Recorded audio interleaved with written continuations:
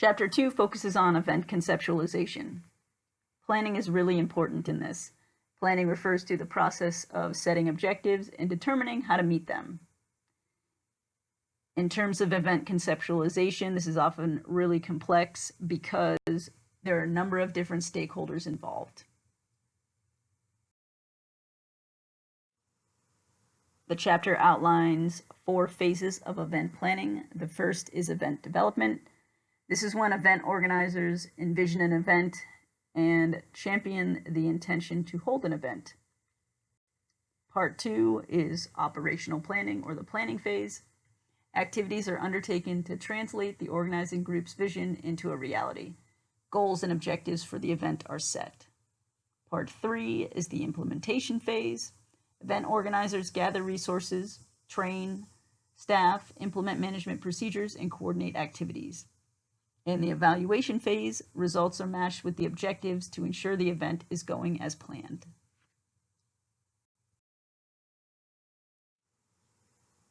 Strong leadership is the key to any successful event.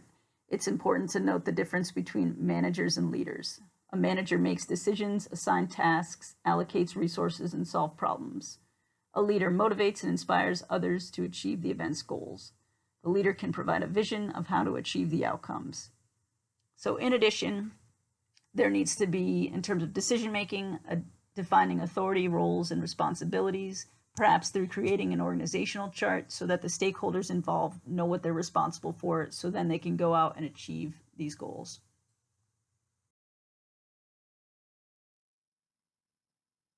The purpose and mission of the event may vary depending on the type of event. So there could be a lot of different reasons why people want to hold events. The first is to generate revenue for an organization, or maybe you want to fundraise and promote a cause like breast cancer awareness. Or perhaps the purpose of the event is to get people to come to your town through tourism to help generate an economic impact. Another purpose could be to help sponsors and get a return on their investment in working with your organization. There are several different factors that go into choosing an event. First, can come back to stakeholders. So people that are on the board of the organizations, the sponsors, local communities, charitable causes, all may have or steer the direction of what event you choose to put on. The next is the purpose. So what do you want the event to do? The format. So for the Twin Cities Marathon weekend, as you can see, there's a family event, there's a 10-mile, there's a 5K, there's a marathon, there's a 10K. So they could have just gone with the marathon and that was it, but they chose to have a number of different events to get a number of different people involved. And then finally, resources. So things like time, money, people, and facilities are really important to determining whether or not you have the capability to actually put the event on. In addition, identifying the target market is key. Figuring out how long it's going to take to plan the event, the timing, how long will it take to actually execute the event itself, and the location. Again, do you have a facility? Is it easy or close proximity to the airport, to hotels, and so on. Gathering information is important in the planning process, so conducting a SWOT analysis is key. This is a strategic tool that allows planners to analyze and identify strengths and opportunities and minimize weaknesses and threats. So strengths and weaknesses are generally internal, things like resources and structure, and opportunities and threats are external to the organization, like economic and social environment. It's important to analyze these things, not necessarily just to identify them.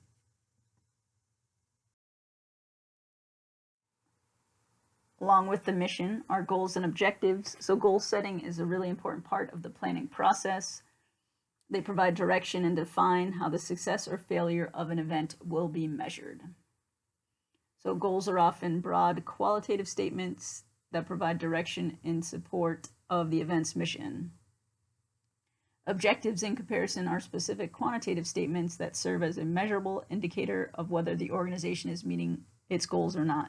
So the acronym to keep in mind is SMART: specific, measurable, attainable, relevant, and have some sort of timestamp on it so you know when things are supposed to be done. There are some planning logistics to keep in mind. The first is date.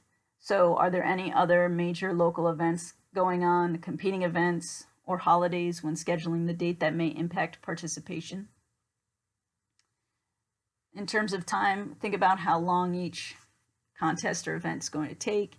If there's more than one, so on Twin Cities weekend, if you're doing a 10K, a 5K, a run walk, a 1K for kids, how long are each of those events going to take, and do you have the manpower in which to put them on? The next is location, so determining a host city or facility that impacts how many people can attend, or if they want to attend. If it's in a place that people don't want to go, they may not participate. And finally, the duration. So many events last one day, but others are more than one day. So consider participants' travel needs and facility availability. A lot of events, particularly if we think about it in terms of running, are competing with each other. So organizations need to think creatively to figure out how to attract sponsors and consumers or participants. So highlighting a special element that makes the event desirable. Maybe it's the location. Maybe you're having people run for a cause. Uniqueness can start with the name of the event itself and things to think about. So the smaller events may need to get more creative than larger, more established events.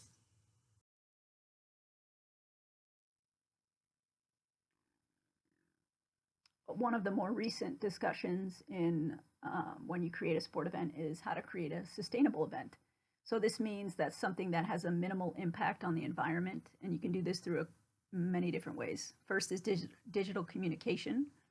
So things like push notifications, social media, marketing, so that you're not printing out flyers and using paper, using electric vehicles, and minimizing that carbon emissions.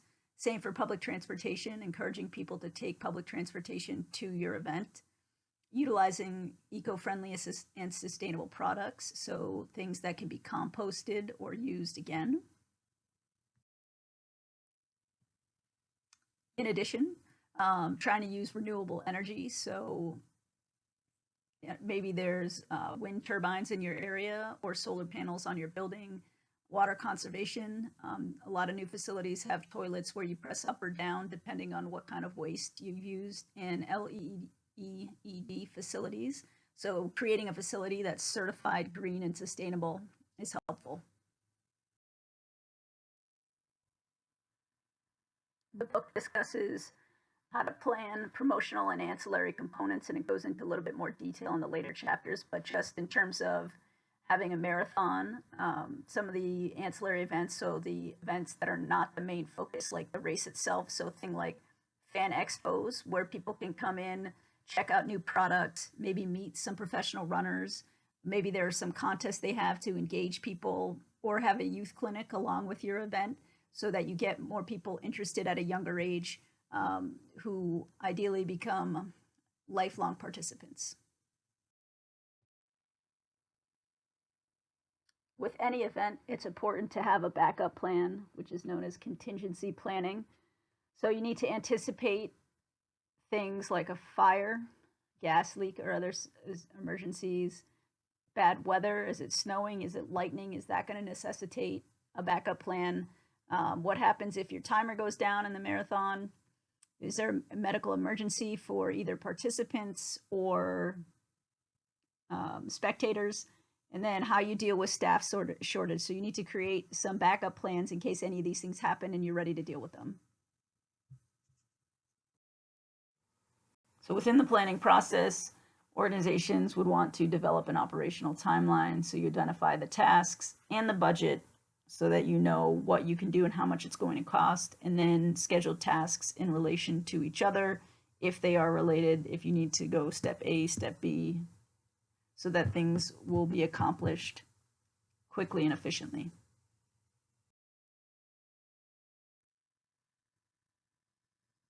There are some fairly common event planning blunders, which can be attributed to a number of different things. The first is lack of focus. So maybe your event isn't completely focused on one thing, and so it's hard to recruit people, or it's an unclear what your event is, so it's hard to market it to people and they don't really understand what's happening.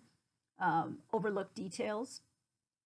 So in a marathon, maybe you have forgotten to put a course marshal on this one corner, and so people don't know where to turn, so they're running off course. Lack of depth in the planning, adding detail or lacking detail in areas that could have more detail and explanation so that people understand what's expected of them or what the timeline is. Overlooked contingencies. So basically, you don't have a backup plan for anything that happens, which could be a real problem. Planning is important in the event conceptualization process. Part of this is setting goals and objectives, gathering and analyzing information through a SWOT analysis, determining logistics, and figuring out how to situate your event to attract participants and consumers by making it unique.